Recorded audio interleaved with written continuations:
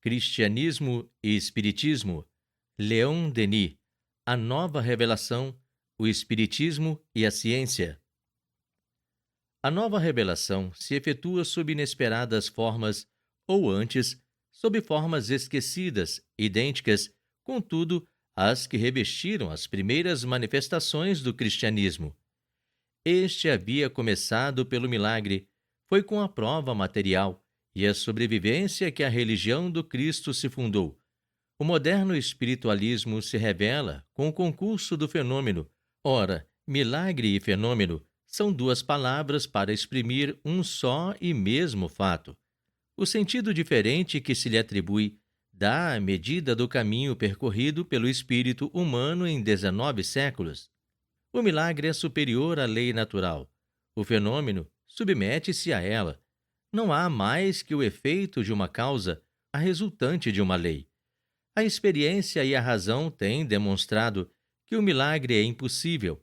As leis da natureza, que são as leis divinas, não poderiam ser violadas, porque são elas que regulam e mantêm a harmonia do universo.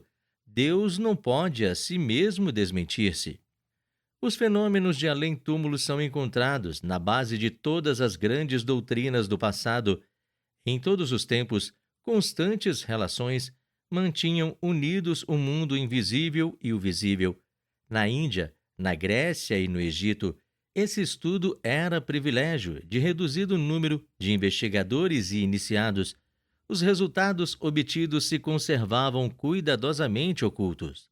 Para tornar esses estudos acessíveis a todos, para fazer conhecer as verdadeiras leis que regem o mundo invisível, para ensinar os homens a ver nesses fenômenos não mais uma ordem de coisas sobrenatural, mas sim um ignorado aspecto da natureza e da vida, eram necessários o imenso trabalho dos séculos, todas as descobertas da ciência, todas as conquistas do espírito humano em tal matéria. Era preciso que o homem conhecesse o seu verdadeiro lugar no universo, aprendesse a ponderar a fraqueza dos seus sentidos, a impotência destes para explorar, por si e sem auxílio, todos os domínios da natureza viva. A ciência, com as suas invenções, atenuou essa imperfeição dos nossos órgãos. O telescópio descerrou ao nosso olhar os abismos do espaço. O microscópio revelou o infinitamente pequeno. A vida apareceu por toda a parte, no mundo dos infusórios, como na superfície dos globos gigantescos que rolam na profundeza dos céus. A física descobriu a transformação das forças, a radioatividade dos corpos e as leis que mantêm o equilíbrio universal. A química deu a conhecer as combinações da substância. O vapor e a eletricidade vieram revolucionar a face do globo, facilitar as relações dos povos e as manifestações dos pensamentos, a fim de que a ideia irradie e se propague na esfera terrestre por todos os seus pontos. O espírito humano pôde mergulhar os olhos nessa grande Bíblia da natureza, nesse livro divino que ultrapassa em toda a sua majestade as Bíblias humanas. Aí leu ele correntemente as fórmulas e as leis que presidem as evoluções da vida, a marcha do universo. Agora vem o estudo do mundo invisível completar essa magnífica ascensão do pensamento e da ciência. O problema da outra vida ergue-se diante do espírito humano, com um poder, uma autoridade, uma insistência, como nada talvez de semelhante se jamais produziu na história, porque nunca se tinha visto, assim, um conjunto de fatos, de fenômenos a princípio considerados impossíveis, que não despertavam no conceito da maioria dos nossos contemporâneos, senão a antipatia e o sarcasmo, acabar impondo-se à atenção e ao exame dos mais competentes e autorizados. Em meados do século transato, o homem, iludido por todas as teorias contraditórias, por todos os sistemas deficientes com que prenderam no trilho o pensamento, deixava-se embalar pela dúvida, perdia cada vez mais a noção da vida futura. Foi então que o mundo invisível veio ter com ele e o perseguiu até em sua própria casa. Por diversos meios, os mortos manifestaram-se aos vivos. as vozes do além-túmulo falaram, os mistérios dos santuários orientais, os fenômenos ocultos da Idade Média, depois de longo silêncio, se renovaram e nasceu o Espiritismo. Foi além do mar, num mundo novo e rico de energia vital, de ardente expansão, menos escravizado que a velha Europa ao espírito de rotina e aos preconceitos do passado. Foi na América do Norte que se produziram as primeiras manifestações do moderno espiritualismo. De lá, se espalharam por todo o globo. Essa escolha era profundamente judiciosa. A livre América era justamente o meio propício para a obra de difusão e renovação. Por isso, nela se contam hoje 20 milhões de neo-espiritualistas.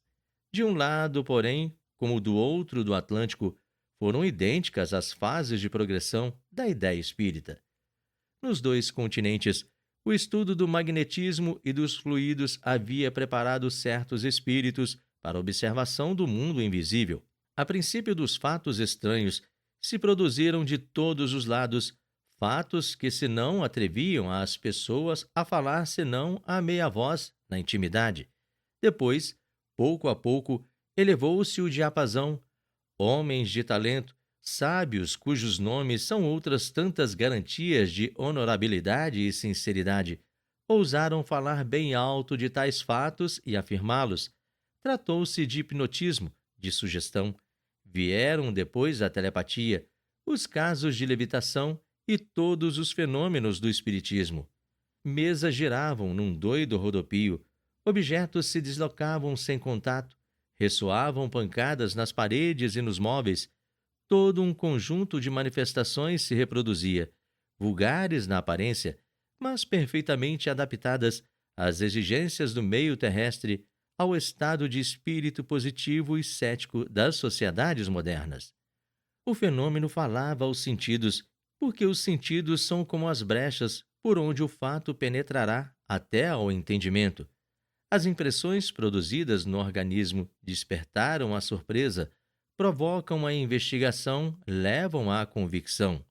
Depois da primeira fase material e grosseira, as manifestações revestiram um novo aspecto.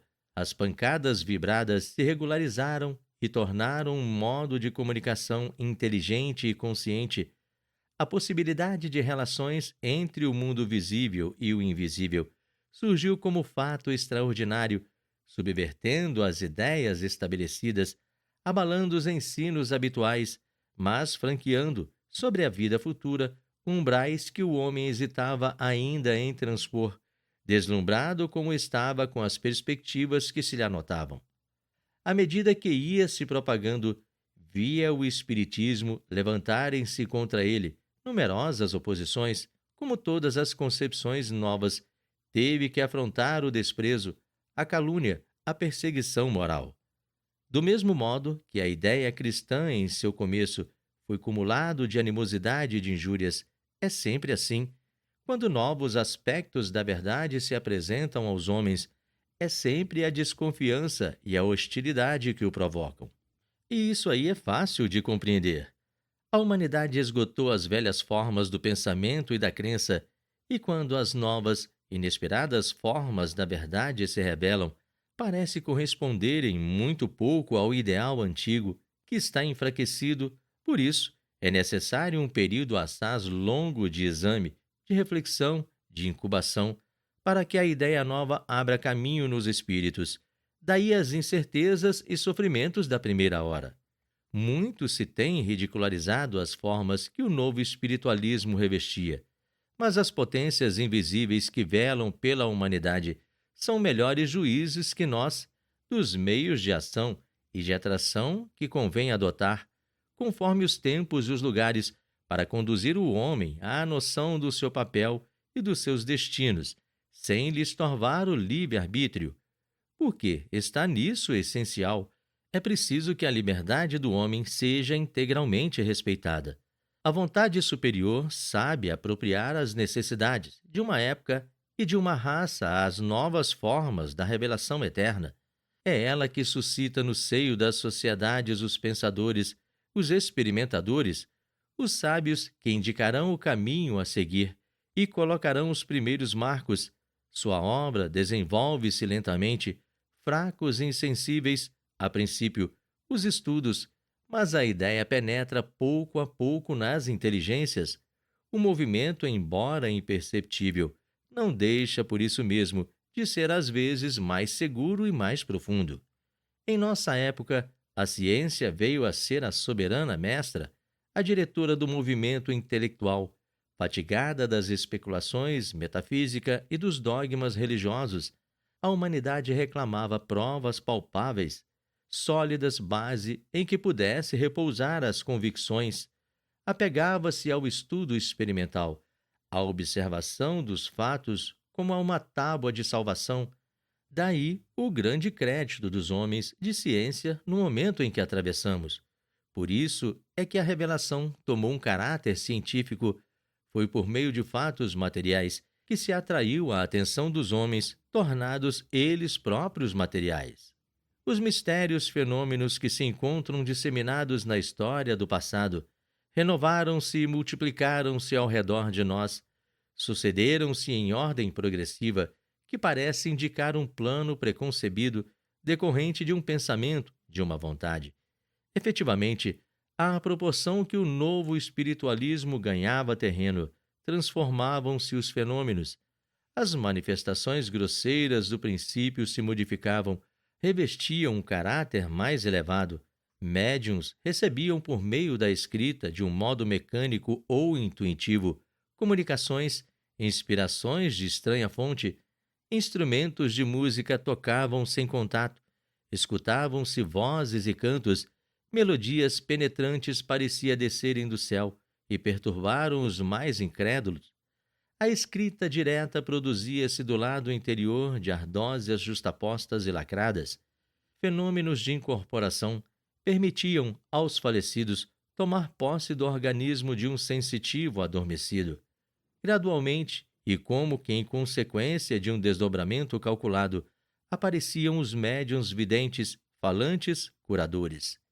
Finalmente, os habitantes do espaço, revestindo temporários invólucros, vinham misturar-se com os humanos, vivendo num instante da sua vida material e terrestre, deixando-se ver, palpar, fotografar, dando impressões de mãos, de rostos, esvaecendo-se em seguida para retomar ao seu estado etéreo.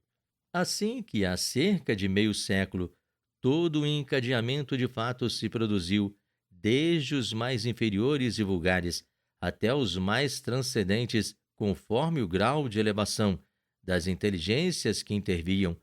Toda uma ordem de manifestações se desdobrou sob as vistas de observadores atentos.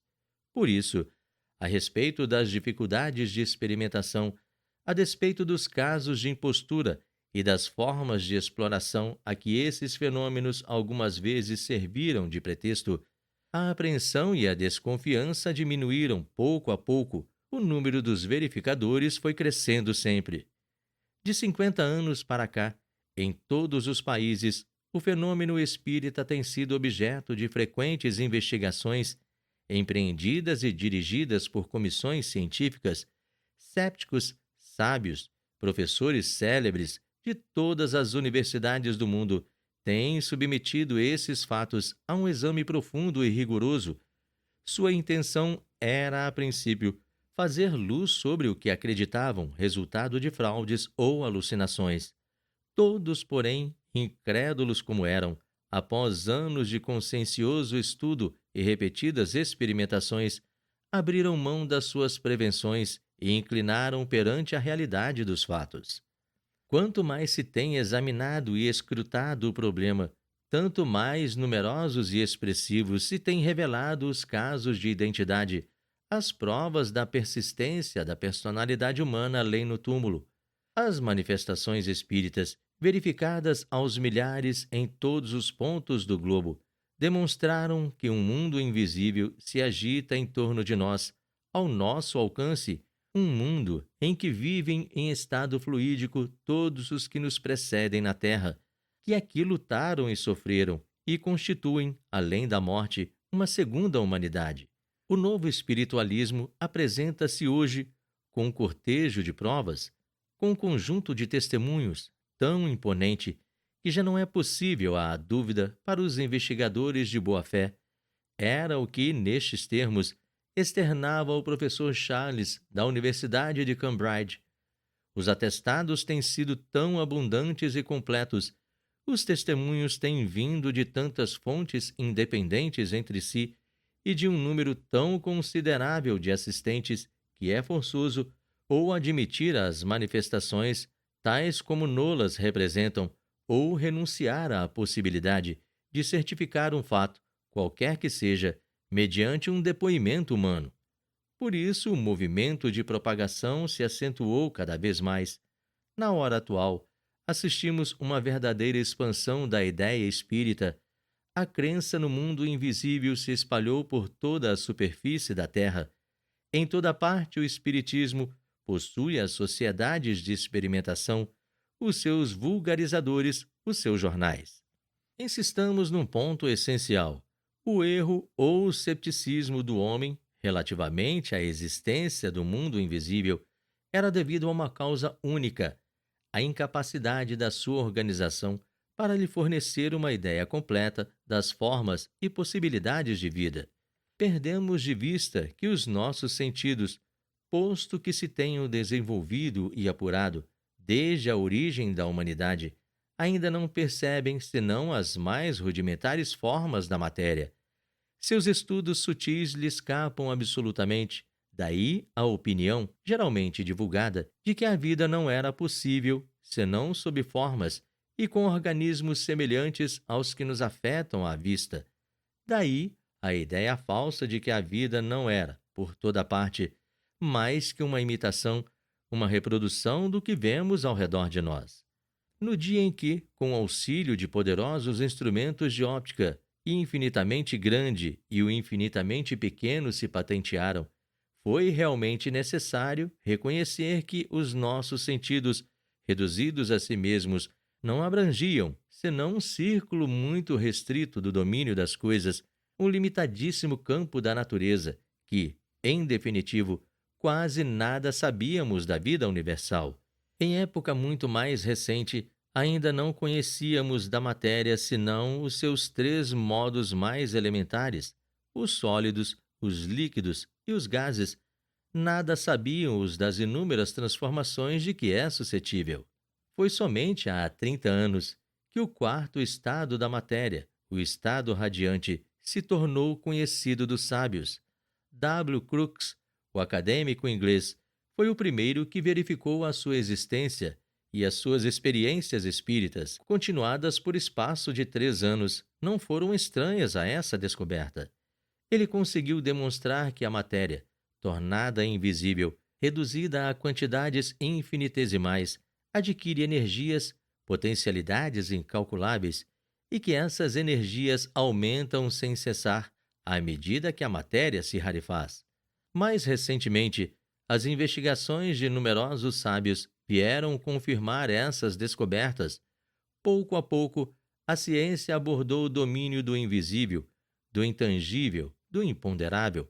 Forçoso foi reconhecer que o estado radiante não é o último que a matéria possa revestir. Além desse, ela se apresentou sob aspectos cada vez mais sutis e quintessenciados, rarefazendo-se quase ao infinito, sem deixar de ser a forma possível, a forma necessária da vida. O que a ciência começa apenas a entrever, os espíritas sabiam-no há muito pela revelação dos espíritos. Eles tinham vindo assim a saber que o mundo visível não é mais que ínfima porção do universo, que fora do que incide sobre os nossos sentidos, a matéria, a força, a vida se apresentam sob formas variadas, sob inúmeros aspectos, que nós estamos rodeados, envolvidos de radiações invisíveis para nós, em razão da grosseria dos nossos órgãos. As experiências científicas vêm hoje demonstrar todas essas noções. A comprovação desses modos de energia, a existência dessas formas sutis da matéria fornecem, ao mesmo tempo, a explicação racional dos fenômenos espíritas.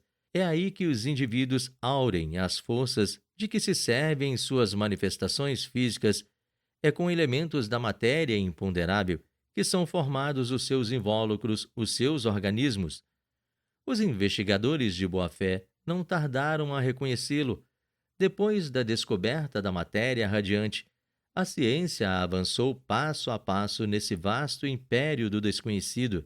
Todos os dias vem a confirmar, mediante novas experiências, o que o espírito humano, mais clarividente que os nossos sentidos, há muito pressentira. A ciência havia começado por fotografar os raios invisíveis do espectro solar, os raios ultravioletas e infravermelhos que não nos impressionam a retina. Obteve depois a reprodução na placa sensível de grande número de mundos estelares, de estrelas longínquas, de astros perdidos nas profundezas do espaço, a uma distância tal que as suas irradiações luminosas escapam não só à nossa vista, mas, às vezes, mesmo ao telescópio. Sabe-se que as sensações de luz, como as de som, calor, são produzidas por determinada quantidade de vibrações do éter. A retina, órgão da vista, percebe em certos limites as ondas luminosas. Além desses limites, escapa-lhe grande número de vibrações. Ora, essas vibrações, inapreciáveis para nós, podem ser percebidas pela placa fotográfica, que é mais insensível que a vista humana, o que permite dizer que a objetiva fotográfica é como um olhar projetado ao invisível.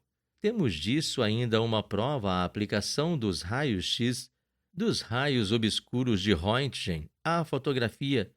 Esses raios, postos que invisíveis, têm o poder de atravessar certos corpos opacos, tais como o tecido, a carne, a madeira, e permitem reproduzir objetos ocultos a todos os olhos, como o conteúdo de uma bolsa de uma carta. Penetram nas profundezas do organismo humano e as mínimas particularidades da nossa anatomia não são mais segredos para eles. A utilização dos raios-x tende a generalizar-se cada vez mais e nos mostra que considerável partido a ciência do futuro poderá tirar das formas sutis da matéria. A utilização dos raios-x tende a generalizar-se cada vez mais e nos mostra que considerável partido a ciência do futuro poderá tirar das formas sutis da matéria, quando a souber acumular e dirigir. A descoberta da matéria luminosa e de suas aplicações é de um alcance incalculável. Não somente prova que além dos nossos sentidos se desdobram gradualmente formas da matéria, unicamente perceptíveis mediante aparelhos que as registram, mas também que essas formas e radiações, à medida que aumentam de sutileza, adquirem mais força e maior penetração. Habituamo-nos assim a estudar a natureza sob seus recônditos aspectos, que são os do seu maior poder. Essas manifestações ainda mal definidas da energia, encontramos a explicação científica de inúmeros fenômenos, como as aspirações, a passagem dos espíritos através dos corpos sólidos, a aplicação dos raios Röntgen à fotografia, nos faz compreender o fenômeno da vista dupla dos médiuns e o da fotografia espírita. Efetivamente, se placas podem ser influenciadas por invisíveis raios, por irradiações da matéria imponderável que penetram os corpos, com mais forte razão os fluidos quintessenciados de que se compõe o invólucro invisível dos espíritos, podem, em certas condições, impressionar a retina dos médiuns, aparelho delicado e complexo, como não é o da placa de vidro. Assim que, cada dia, mais se fortifica o espiritismo, pelo acréscimo de argumentos tirados das descobertas da ciência e que terminarão por abalar os mais obstinados céticos. A fotografia das irradiações do pensamento vem descerrar novo campo aos investigadores. Numerosos experimentadores conseguiram fixar na placa sensível as radiações do pensamento e as vibrações da vontade. Suas experiências demonstraram que existe em cada ser humano um centro de radiações invisíveis, um foco de luzes que escapam à vista, mas podem impressionar as placas fotográficas, quer apoiando os dedos na face que tem a gelatina, quer aplicando no alto do cérebro e na obscuridade a face vítrea da placa. Nesta se obtém ondas, vibrações que variam de aspecto e intensidade, sob a influência das disposições mentais do operador, uniformes regulares no estado normal. Essas ondas se formam em turbilhões, em espirais, sob o influxo da cólera, estendem-se em lençóis, em largos eflúvios no êxtase e se elevam em colunas majestosas durante a prece, como vapores de incenso. Conseguiu-se mesmo reproduzir nas placas o duplo fluídico do homem, centro de tais irradiações. O coronel de Rochas e o Dr. Barlemont obtiveram, na oficina fotográfica de Nadar, a fotografia simultânea do corpo de um médium e do seu duplo momentaneamente separados. Como prelúdio de tantas outras provas objetivas que adiante assinalaremos, a fotografia vem, portanto, revelar a existência desse corpo fluídico que duplica e mantém o nosso corpo físico, desse invólucro sutil que é a forma radiante do espírito, dele inseparável durante a vida como depois da morte. As placas fotográficas não são unicamente impressionadas pelas vibrações fluídicas do ser humano, igualmente o são por formas pertencentes ao mundo invisível, seres que existem, vivem e se movem em torno de nós, presidindo a todo um conjunto de manifestações que vamos passar em revista e que se não podem explicar de outro modo que não pela sua presença e ação. Tais seres, pela morte libertados das necessidades e misérias da natureza humana, continuam a agir, graças a esse corpo fluídico imperecível, formado de elementos muitíssimo sutis da matéria, de que acabamos de falar e que até agora escapavam aos nossos sentidos em seu estado normal. A questão do corpo fluídico ou perispírito, posto que já por nós tratada em outras páginas, necessita de novas explicações, porque nos faz melhor compreender a vida no espaço e o modo de ação dos espíritos sobre a matéria. É sabido que as moléculas do nosso corpo físico estão submetidas a constantes mutações. Todos os dias, o nosso invólucro carnal elimina e assimila um certo número de elementos. O corpo, desde as partes moles do cérebro até as mais duras parcelas da carcaça óssea, renova-se integralmente dentro de um certo número de anos. Em meio dessas correntes incessantes, subsiste em nós uma forma fluídica original, compreensível e expansível, que se mantém e perpetua. É nela, no desenho invisível que apresenta, que se vê incorporar, fixar as moléculas da matéria grosseira. O espírito é como molde, o esboço fluídico do ser humano, e por isso que quando, com a morte, se efetua a separação, o corpo material tomba imediatamente e se desorganiza e decompõe. O perispírito é o invólucro permanente do espírito, ao passo que o corpo físico não passa de invólucro temporário, veste emprestada, que tomamos para realizar a peregrinação terrestre. O espírito existia antes do nascimento e sobreviverá à morte. Ele constitui em sua íntima ligação com o espírito o elemento essencial e persistente da nossa individualidade, através das múltiplas existências que nos é dado percorrerem. É pela existência desse corpo fluídico, pelo seu desprendimento durante o sono, quer natural, quer provocado, que se aplicam às aparições dos fantasmas dos vivos e, por extensão, às dos espíritos dos mortos. Havia-se já podido verificar, em muitos casos, que o duplo fluídico de pessoas vivas se afasta, em certas condições, do corpo material para aparecer e manifestar-se à distância. Esses fenômenos são conhecidos sob a denominação de fatos telepáticos. Desde então, torna-se evidente que, se durante a vida a forma fluídica pode agir fora e sem o concurso do corpo, já não podia a morte ser o termo da sua atividade. No estudo especial dos fenômenos de exteriorização da sensibilidade e da motricidade, o coronel de Rochas e com ele os professores Richet e Sabatier, o doutor Darroux e o Sr. Gramont de Waterville haviam abordado o domínio das provas experimentais, donde resultou a certeza da ação do duplo fluídico à distância.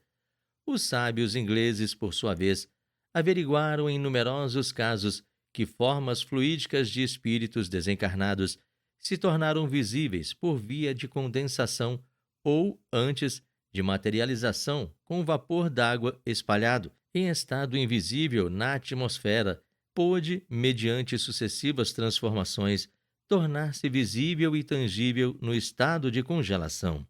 O perispírito é para nós invisível no seu estado ordinário. Sua essência sutil produz um número de vibrações que ultrapassam o nosso campo de percepção visual. Nos casos de materialização, o espírito é obrigado a absorver dos médiuns ou de outras pessoas presentes fluidos mais grosseiros que assimila aos seus, a fim de adaptar o número de vibrações em seu invólucro à nossa capacidade visual. A operação é delicada, inçada de dificuldades. Entretanto, os corpos de aparição de espíritos são numerosos e se apoiam em respeitáveis testemunhos. O mais célebre é o espírito Cat King, que durante 3 anos se manifestou em casa de W. Crookes, o acadêmico inglês, com o concurso da médium Florence Cook. O próprio W. Crookes descreveu essas experiências em uma obra muito vulgarizada.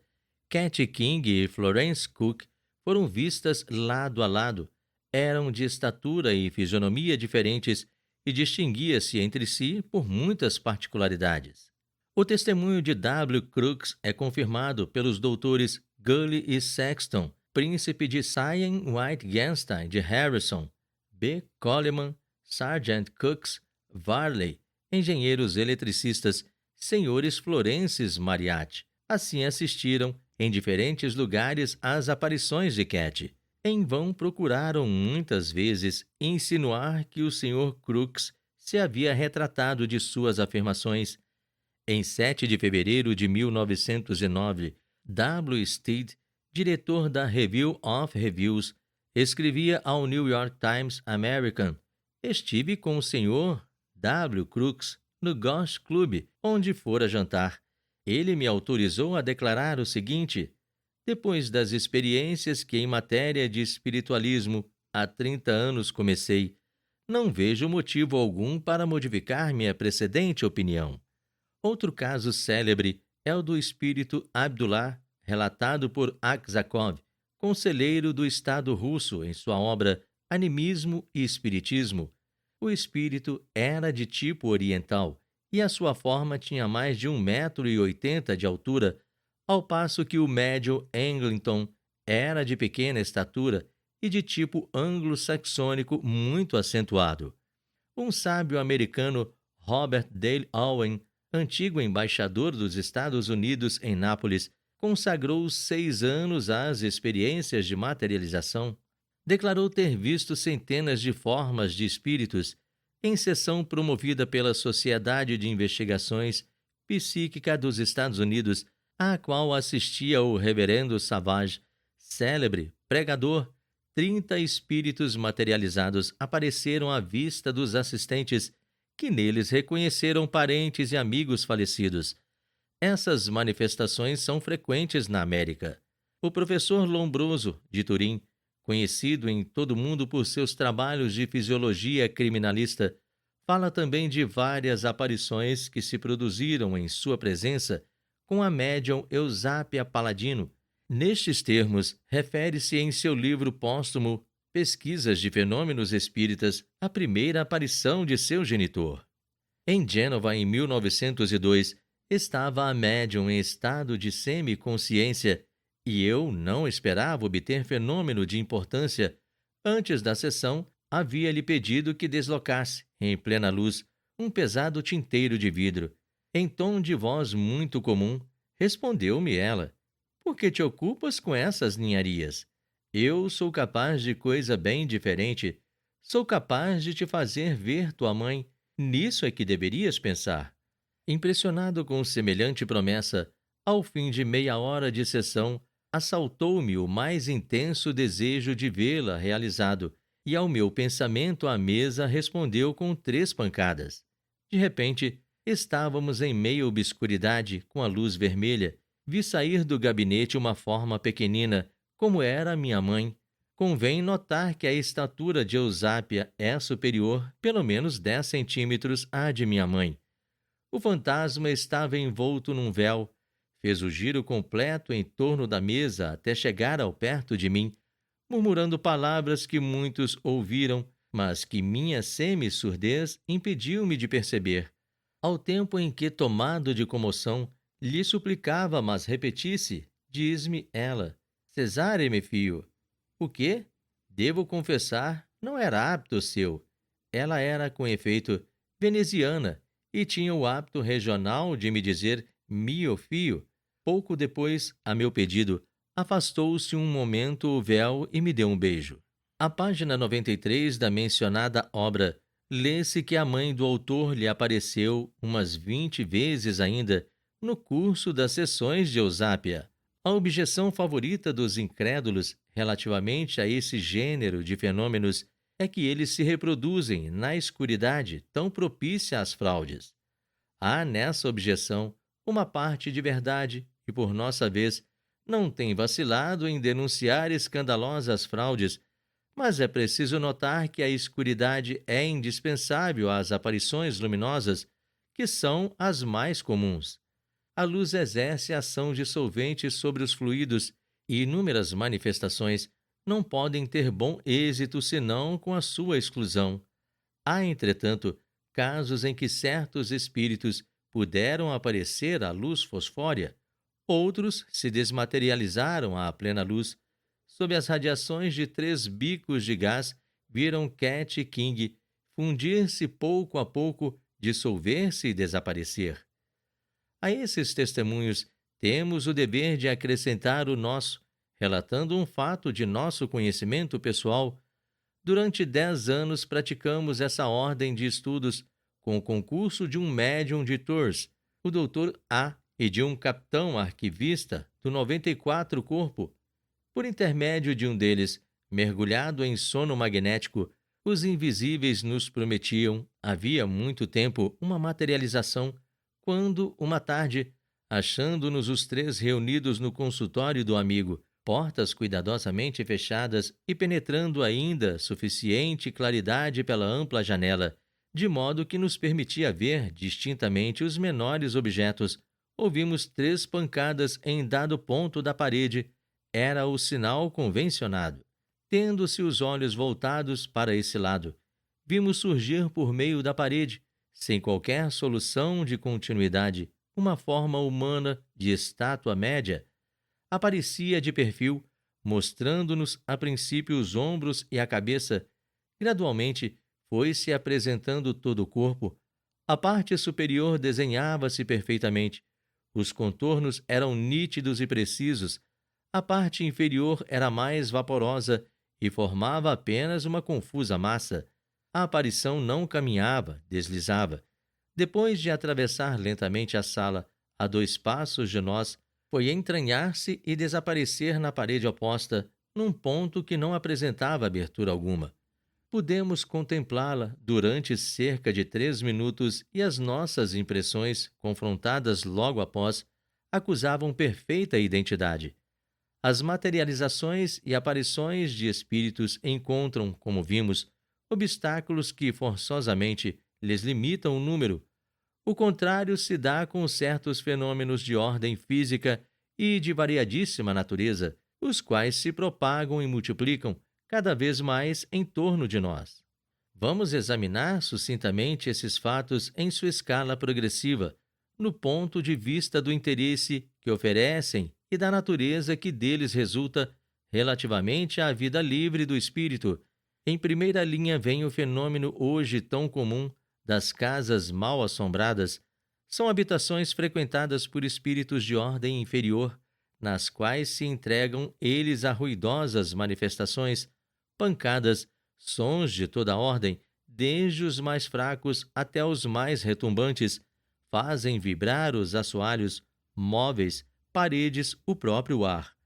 A louça é mudada e quebrada. Pedras são atiradas de fora para dentro dos aposentos. Jornais trazem frequentemente narrativas de fenômenos desse gênero. Mal cessam num ponto, reproduzem-se noutros, quer na França, quer no estrangeiro, despertando a atenção pública. Em certos lugares, como em Valence, em Brie, em Isures, em Ate, em Agen, em Turim, durante meses inteiros, sem que os mais hábeis policiais tivessem conseguido descobrir uma causa humana para tais manifestações. É o seguinte sobre o assunto, o testemunho de Lombroso, que escrevia na leitura: os casos de casa mal assombradas, em que durante anos se reproduzem aspirações ou ruídos, em concordância com a narração de mortes trágicas observadas sem a presença dos médiuns, militam a favor da ação dos falecidos. Trata-se muitas vezes de casas desabitadas, onde não raro se observam tais fenômenos durante várias gerações e mesmo até durante séculos. O Dr. Maxwell, procurador-geral da Corte de Apelação de Bordeaux, encontrou acórdãos de diversos tribunais superiores no século XVIII, anulando arrendamentos por motivo de serem mal assombrados os lugares. Esses fatos se explicam pela ação malfazeja de seres invisíveis que desabafam, pós-mortem, ódios nascidos no mundo, que más revelações anteriores de prejuízos causados por certas famílias ou indivíduos, que por esse motivo se tornam vítimas da perniciosa influência desses desencarnados. Assim, no plano geral de evolução, a própria liberdade do mal, o exercício das paixões inferiores, atraindo, com a produção desses fenômenos, a atenção pública para o mundo ignorado, concorrem para a instrução e o progresso de todos. Malgrado a repugnância da ciência em geral para ocupar-se de tais fatos, cada dia vemos crescer o número de investigadores conscienciosos que, afastando-se das trilhas seguidas, se entregam à paciente observação do mundo invisível. Não há mês, semana, que não se registre um novo fato de domínio experimental. Os fenômenos de ordem física, a levitação de corpos pesados e o seu transporte à distância, sem contato, provocam muito especialmente a observação de alguns sábios. Falamos em outro lugar das experiências realizadas em 1892 em Nápoles e Milão, sob a direção de homens de ciência de várias nações. Processos verbais por eles redigidos reconhecem a intervenção de forças e vontades desconhecidas na produção desses fenômenos. Análogas experiências foram depois efetuadas em Roma, em Varsóvia, em casa do Dr. Oschorwitz, na ilha de Hobart, em casa do Sr. Richard, professor da Academia de Medicina de Paris, em Bordeaux, em Agnelas, perto de Voiron, em casa do Coronel de Rochas. Citemos ainda as dos professores Bottazzi, diretor do Instituto de Fisiologia da Universidade de Nápoles, em maio de 1907, com a assistência do professor Cardarelli, senador, de Galeotti, Pacini, Scarpa e Amicis. Essas experiências foram dirigidas com um método rigorosamente científico. Como, evidentemente, os sentidos podem enganar, empregaram-se-lhe aparelhos registradores que permitiram estabelecer não somente a realidade, a objetividade do fenômeno, mas ainda a grafia da força física em ação. As cautelas adotadas pelo grupo de sábios acima indicados, sendo médium Eusápia Paladino, foram as seguintes. Na extremidade da sala, por trás de uma cortina, foi previamente colocada uma mesa com duas prateleiras pesando 21 quilos e ocupando todo o espaço do gabinete à distância de 20 centímetros da cortina, mais ou menos. Sobre essa mesa foram dispostos um cilindro coberto de papel esfumaçado, movediço, em torno de um eixo ao qual fora fixada uma espécie de caneta cuja ponta atingia a superfície do cilindro, imprimindo um movimento de rotação ao cilindro. Aí a caneta registrava uma linha horizontal. Uma balança de pesar cartas, um metrônomo elétrico de Zimmermann. O contato é estabelecido por uma ponta de platina que, a cada oscilação dupla da haste, mergulha em pequeno tubo de mercúrio, posto em comunicação com um aparelho avisador de Express, situado num compartimento ao lado. Um teclado telegráfico ligado a um outro avisador despreza, uma pera de cauchu ligada por comprido tubo também de cauchu através da parede a um manômetro de mercúrio de François Frank situado no compartimento contíguo. Nessas condições, todos os aparelhos descritos foram impressionados à distância, estando as mãos de Eusápia seguras por dois experimentadores e formando círculo em torno dela todos os assistentes.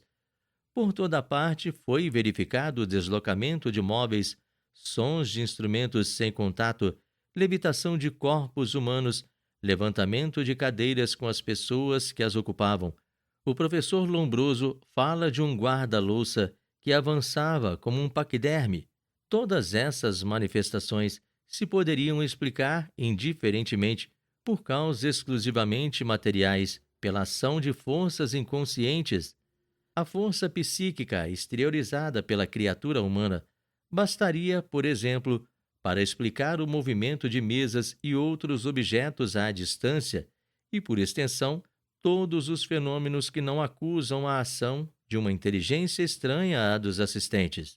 Mas o que complica o fenômeno e torna insuficiente essa explicação é que, na maior parte das sessões de que falamos, de par com o movimento de objetos e levitação de pessoas, produzem-se tateamentos, aparição de mãos luminosas e de formas humanas que não são dos experimentadores. Os Anais da Ciência Psíquica, de 1º de fevereiro de 1903, relataram os seguintes fatos observados pelo Dr. Venzano. Numa sessão em Milão, quando Eusápia se achava no máximo grau do transe, vimos, eu e as pessoas que me ficavam próximas, aparecer do lado direito de uma forma de mulher, sumamente cara, que me disse uma certa palavra confusa, tesouro, ao que me pareceu.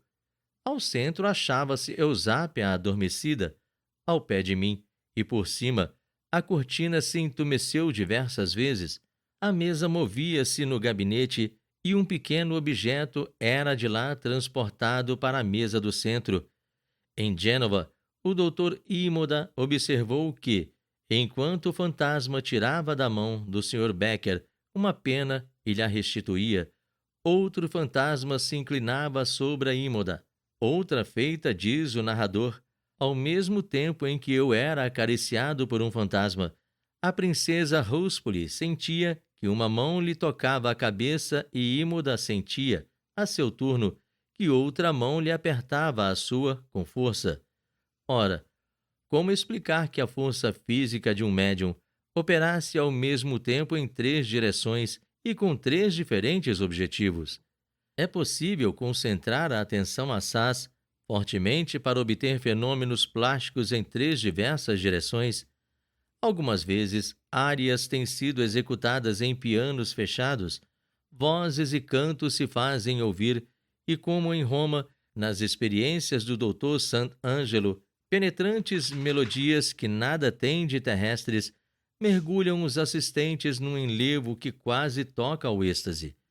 Todos esses fenômenos têm sido obtidos com a presença de médiuns célebres, entre outros Jesse Stepar e Eusápia Paladino. Agora, algumas explicações sobre a natureza e o verdadeiro papel da mediunidade nos parecem indispensáveis.